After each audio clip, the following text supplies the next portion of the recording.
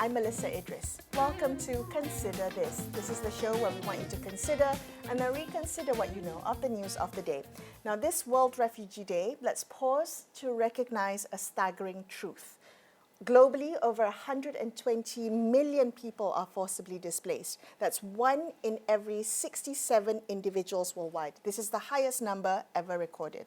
Now, here at home in Malaysia, there are close to 200,000 refugees and asylum seekers that we host, all of whom remain in legal limbo because they cannot work legally, they have no formal access to education or to healthcare, and they live under the constant risk of arrest or exploitation. So joining me on the show today to discuss this is someone who has lived experience of statelessness and displacement. Joining me is Hafsar Tameesuddin, who is the Co-Secretary General of the Asia Pacific Refugee Rights Network.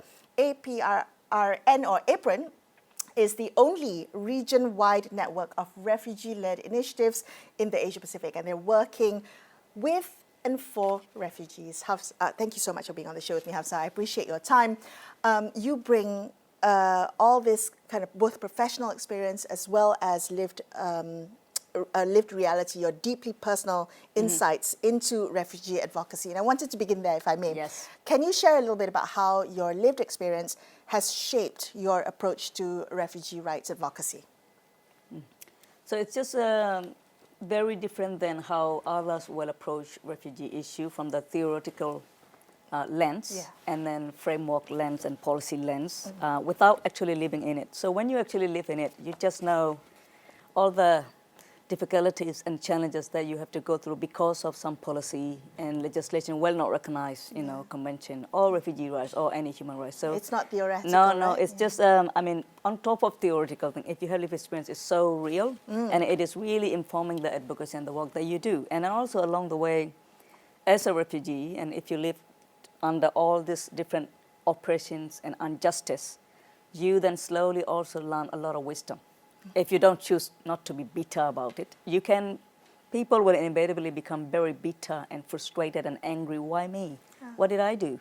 But if you then overcame and on top of it, okay, I am going to choose to use all this struggle and challenges as my wisdom and knowledge, that then actually put you in a very unique position to see the issues from a different lens, human rights lens, humanitarian lens, and human sense. That is very unique. Yeah, okay, so it has shaped the way, because you know how policies, how kind of public sentiment impacts people who have been displaced. Nobody asks to be a refugee. Yes. Talk to me about a little bit of your story. So right now you've resettled in New Zealand. Yes. Yes. What has that transition meant for you, both personally and in terms of your work and advocacy, how that journey has shaped the way you speak about refugee rights? That are very distinct. The first thing is your mental health, because when I lived in my entire life, either inside Myanmar or in Malaysia, so as you mentioned, I was born as a stateless person since birth. So you are nobody. You don't have any identity and documents. So there was a lot of discrimination and fear of insecurity. You don't know what's going to happen, who is going to harm you at any point of your life. So when I become a refugee in Malaysia, it's the same, right? So there is insecurity and there is no protection. Anything can happen. And even if I did a lot of advocacy in Malaysia, I dare not go very public because my family was still in Myanmar. So the government of Myanmar tend to target the family of the activists and advocate if they cannot get the activists themselves. And when I do advocacy inside Myanmar, it's also sometimes you're calling on different governments, including Malaysia. Can you do this A, B, C, D? So it is risk to you. So I could not do all of that at all. But the first relief that I felt when I get to New Zealand said, okay, fine, now I can breathe. And there was safety, sense of security, sense of belonging, and then I can do my advocacy even louder, more open. And that has opened me a lot of opportunity to pursue my higher education. And I started my social work degree straight away in New Zealand. 4 years of degree I completed. Now I'm doing my master in public policy. Amazing. And employment and all that. Oh, congratulations. on I think we take it for granted that, we can pursue our passions through education. Yeah. But as a stateless person, that's not a right or privilege that's been afforded to you. Are you no longer, is the concern for your family in Myanmar, has that been resolved? Oh, they have finally came and reunited with me now in New Zealand 1.5 years ago. So it's even given me more opportunity. That is a bigger sense of relief now for you as well. Yes. Can I just push you or get you to explain a little bit about being in a rights protective environment like in New Zealand, and how that maybe has changed the way you see what refugee protections are like elsewhere, particularly in the Southeast Asian region? That is very different things, right? So when countries do not sign 1951, there is a very big excuse of ignoring all the human rights violations that take place in Southeast Asia region, versus the country like New Zealand who have signed 1951 convention. They can't because they are, bound by these treaties and binding agreement, international human rights obligations. So there is limit to how much of they can go, they cannot go. So in that sense, people are protected. Even, for example, somebody go to New Zealand without getting resettled. Some people who have passport can go, and then decided I'm seeking asylum in this country. And then what they do is they give up the passport there at the airport, and then they submit their asylum claim. From that day onward, they can get paid for the social welfare, for their house, food. And then they have access to some level of education. I mean, it's not the best life. There are so many things that they experience, but compared to refugees here in this part of the world, look at the difference. So in that scenario, they are not sure whether these people are going to be accepted as an asylum seekers or where their claim will be approved or so not. It's still in limbo even in that state, just submitting the paper. So even while you are still in that kind of limbo, yes, you still get all the protections. You have access to legal lawyer for 20 hours, human rights lawyer for refugee lawyer is free. The government will pay for you. And then this basic human right for living, shelter and food and the money that you get weekly payment and access to medical, a little bit of healthcare. So it's a lot better than the refugees here, right? There is a certain dignity that is afforded to refugees and asylum seekers. Can we explore that, what that's like? Because statelessness has often been described as a silent crisis. Nobody talks about it. You don't know what the impacts are because stateless people often don't have a voice. Yeah. Talk to me about being stateless and the impact of it to the people who don't understand what it's like. How does being stateless and all the issues that come with it compound the vulnerabilities of being a refugee? Yes, it's a very dangerous thing. And when all the refugees are labeled under one bigger macro title, like they call everybody refugee. So under the refugee, there are people who were stateless and becoming refugee. And then they were refugee. At some point of their life, something happened, a war began 5 years ago, they suddenly become refugee. Okay. It means before then, they enjoyed citizenship, right? They were a citizen of a country. A country, and they had the right to education, they had the right to employment, all of. But on the contrary, when you are stateless, for my case, or many other. You were born stateless? Yes, I was born as a stateless person. So you don't exist in the system. So people are deprived from higher level of education, legal protection, even within their own countries since the day they were born, all along the way.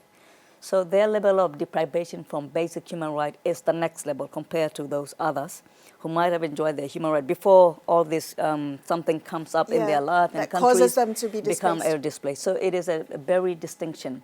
So then because of that root cause of being stateless and you live in that operation for a long time as the stateless, and then you came out of the country, and then you then fall into the category of asylum seekers and refugee with many other who were not stateless before.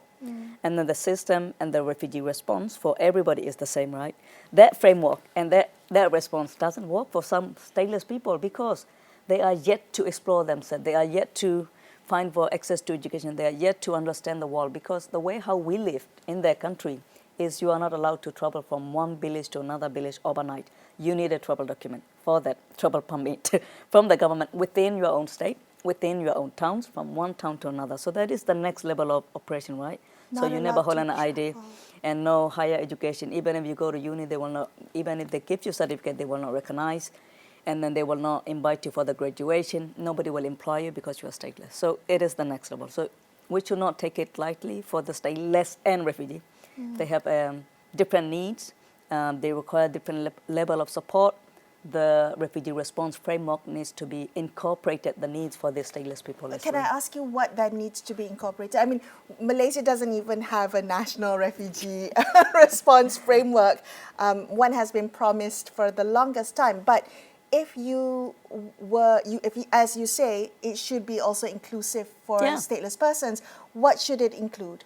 So, for example, there are some university that will say, if you're a refugee, if you have a passport, you can still study. Okay. Stateless people don't have a passport. So you need to remove that barrier of stateless people to be included in the access to education. And then for many places where you will need documentation, stateless people do not have it. So all refugees here, regardless of your status, whether you are stateless or refugee, have mandated refugee card. You just say everybody with UN card come along. And you just say everybody with asylum, instead of putting a passport and another document that we don't have. Right. Sometimes if people ask for like, okay, if you don't have an ID, do you have a family consensus, whatever? We don't have it. People are running away from war in life. So that excessive requirement of documentation is a big barrier. Also understanding is that because of the lack of all documentation in their life, when we get resettled, there's also another need, right? So the level of process and time, lengthy time that people have to go through to become a citizen should be considered for stateless people in a different category because they never had any document. The citizenship that you are going to give them will be the only document in their life and the only passport. Wow. So that is also difficult, so in many ways. Wow. Is there help for, and I'm just thinking, even though there are gaps in the refugee response that maybe exclude stateless persons, who fills in the gaps? Are there civil society NGOs that currently help stateless people, or is that still missing completely? It is. There are some civil society, but I did not see heavily in Asia and Pacific region in the past. Okay. It was more Eurocentric. That started from Europe.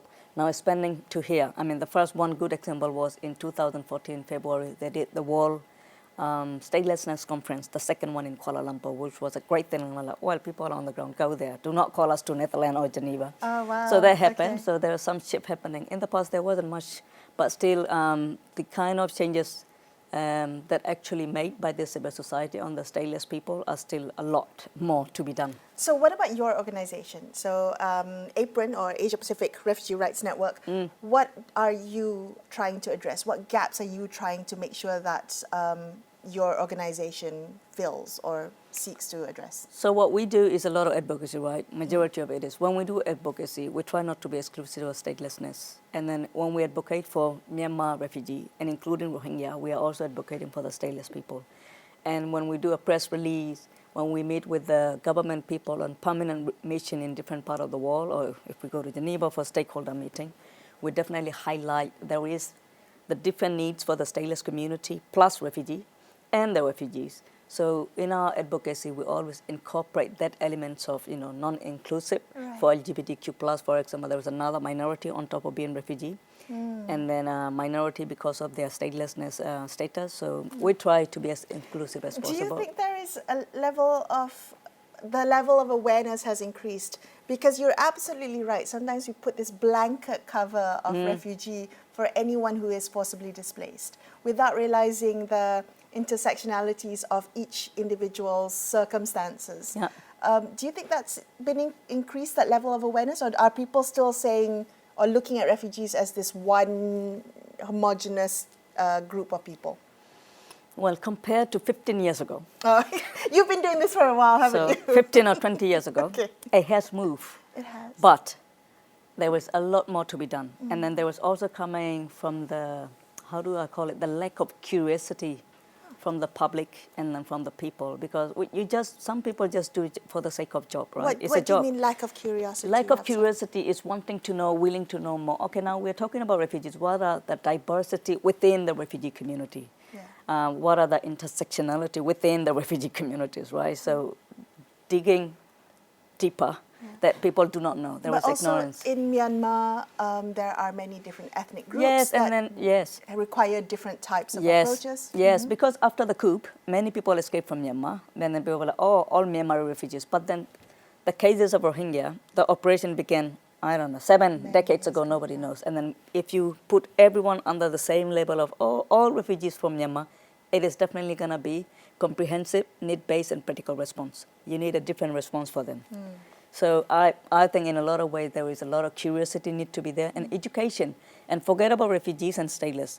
Even between refugee and migrants in this country, for example, everybody think everyone is migrants. Yeah. And I'm like, no. And then that ignorance come because we think the issue of refugees and migrants are not our business. Our life is at peace. We don't need to talk about it.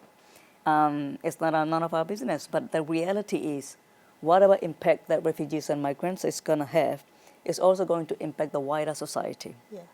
And it's inevitable.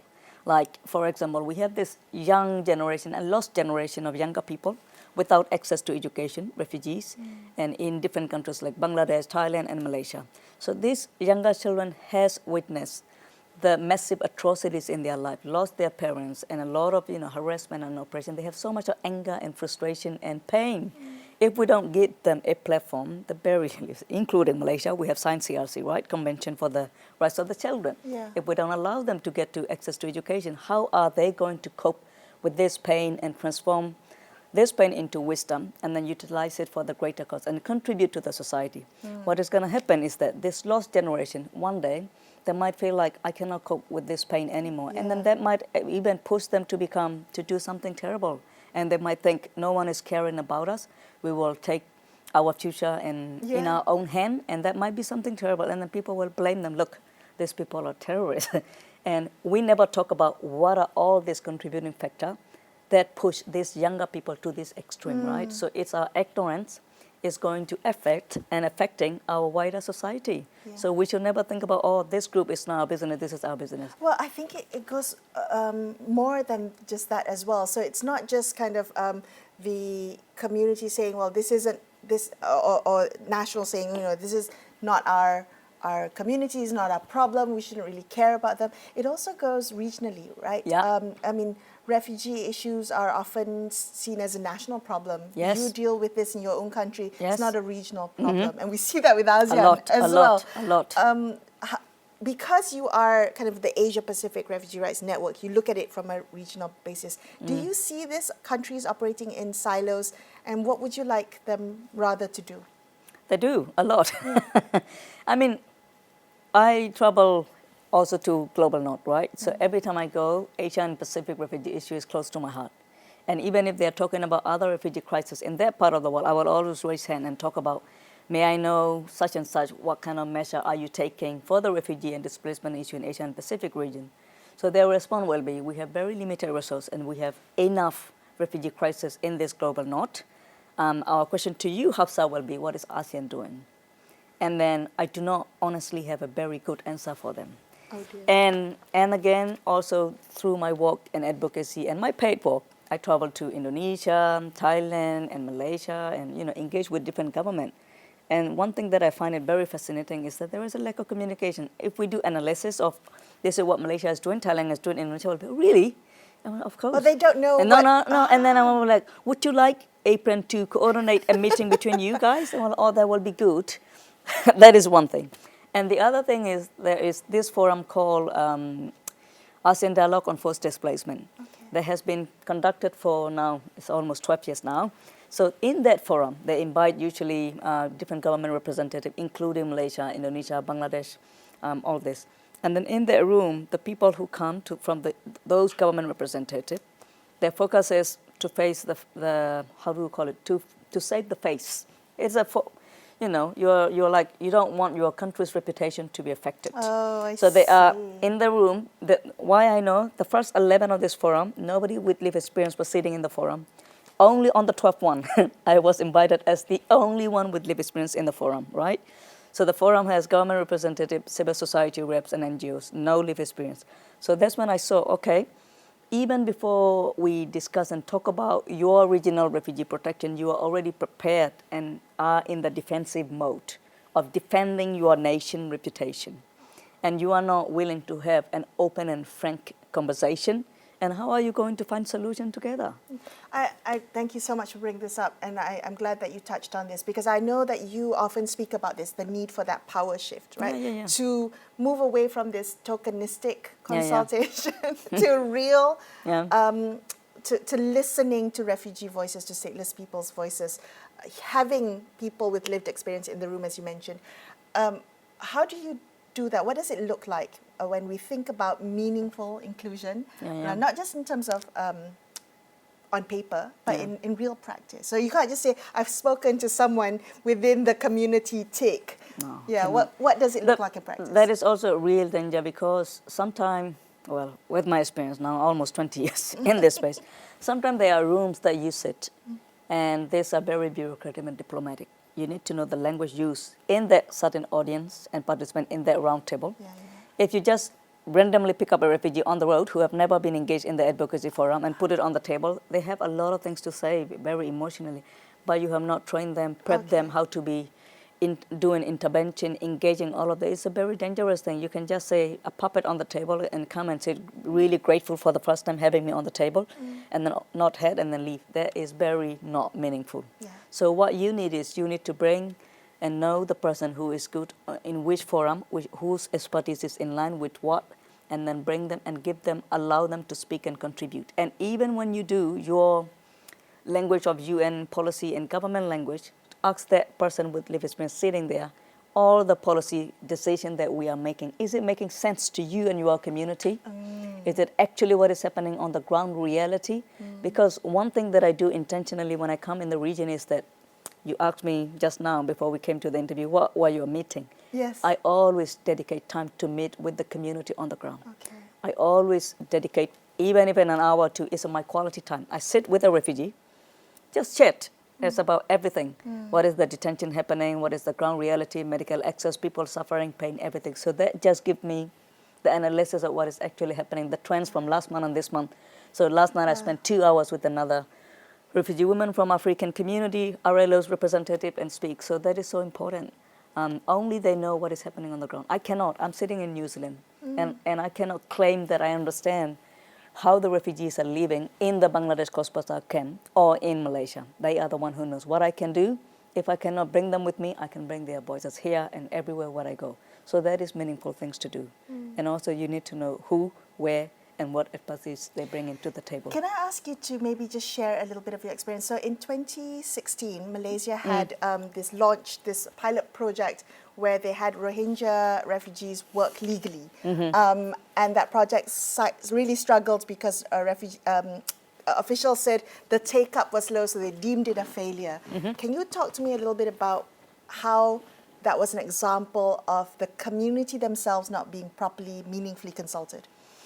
Yes, it is the main problem. Forget about the community on the grassroots level. We were already advocate at that time. I told you, since I was in Malaysia, I'm already doing this walk right things. It's not something new. So I never knew. I wasn't invited to the table. I don't know. And it's UN and government, and they decided, oh, we're going to grab about, 50, 40 Rohingya and send them to the plantation. So there was a big red flag. Because even if you say it's refugees, they are equipped with different skill, different knowledge, and they have different needs. Without doing the skill mapping, and without doing the mapping of where the human labor needs are, without consulting with the communities, oh, you have the right to work, come, let me send you, isolate you to another 200 kilometers away from your family that you will never get to see. Of course, it's going to be a failure. It's a very dangerous, in the middle of the jungle, you don't see your family for 2 months and 3 months. You already have experienced very traumatic isolation and separation from your loved ones in the previous country before you come to Malaysia. And then now you get a walk right and then you are somewhere. So it's, of course, it's a failure. If they have consulted, have an open and honest dialogue with us, with the communities and CBOs, it would have been a success. Okay, so they cannot use that example for depriving people of the work to write, refugees of the work to write. Cannot. Because it was not, the project itself, it was not carried out well. Okay, in the last couple of minutes that we have left, Hafsar, what takeaway message would you like to give to our audience today, this World Refugee Day? What would you like the people at home who don't have your experience, your lived experience, to really understand and maybe implement in their own lives? Yeah, I just want to say the rights of refugees is a human right. You know, even the Universal Declaration of Human Rights in Article 1 says all human beings are born as an equal, regardless of who you are. So let's talk about your right to respect, dignity, and the right to exist and all of that. And we know that, and we don't have to do that. And I believe Malaysian people are very kind and compassionate. Please tap on your door of compassion if you are so fearful of refugees, it's the resistance coming from the fear of unknown. Try to get to know your refugee neighbor. Have a cup of tea together, and you might as well fall in love with your refugee neighbor. You know, do your little bit. And sometimes we look at so much on the macro level of change, like, oh, the government passed a legislation, only then the change will come. But the change can come also in a smaller scale from the community level as well. You're opening the door for the refugee for your restaurant and a work opportunity, or chit-chatting with your refugees and educating about your culture to your refugee neighbors, and you are also understanding them. It's going to open the door to social cohesion. And then for the government of Malaysia is that we understand, and it's a big responsibility for Malaysia government. Hosting to nearly 200,000 is a big thing, even if you don't give them anything. But what we are really encouraging is that if there is something that is holding the Malaysia government back to start anything little pilot in terms of work right and stuff, please talk to us. We're here. We always want to talk and have a dialogue and understand what are the challenges from the government side that you cannot do. If there are anything that civil society can come in and refugee community themselves can come in and be a part of the solution with you, so you don't have to share the responsibility alone. We will also hold the accountability with you and see how it goes for 1 year time from now. Hafsar, thank you so much for coming on the show and talking to me today. It is absolutely my pleasure. What a joy it is talking to you. Thank you. Likewise, thank you. That's all the time we have for you on this episode of Consider This. I'm Melisa Idris, signing off for the evening. Thank you so much for watching. Good night.